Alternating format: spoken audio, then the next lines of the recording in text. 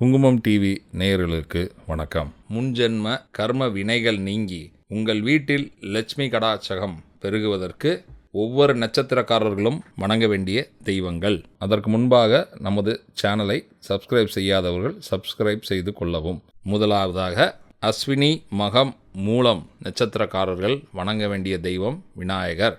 இரண்டாவதாக பரணி பூரம் பூராடம் நட்சத்திரக்காரர்கள் வணங்க வேண்டிய தெய்வம் ஸ்ரீரங்கநாதர். நான்காவதாக கீர்த்திகை உத்திரம் உத்ராடம் நட்சத்திரக்காரர்கள் வணங்க வேண்டிய தெய்வம் ஸ்ரீ ஆஞ்சநேயர். நான்காவதாக ரோகிணி அஸ்தம் திருவோணம் நட்சத்திரக்காரர்கள் வணங்க வேண்டிய தெய்வம் சிவபெருமான். ஐந்தாவதாக மிருகசிரீடம் சித்திரை அவிட்டம் நட்சத்திரக்காரர்கள் வணங்க வேண்டிய தெய்வம் ஸ்ரீ துர்கை. ஆறாவதாக திருவாதிரை சுவாதி சதயம் நட்சத்திரக்காரர்கள் வணங்க வேண்டிய தெய்வம் காலபைரவர்.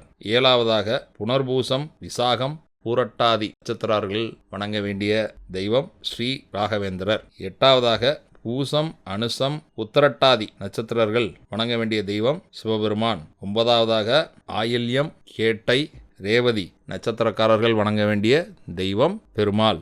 ஆன்மீகம் பற்றிய உங்களுக்கு வேறு ஏதேனும் தகவல்கள் வேண்டுமென்றால் அதை பற்றிய சந்தேகங்களையும் தகவல்களையும் கீழே கமெண்ட் பாக்ஸில் உள்ளீடு செய்யுமாறு கேட்டுக்கொள்கிறோம்.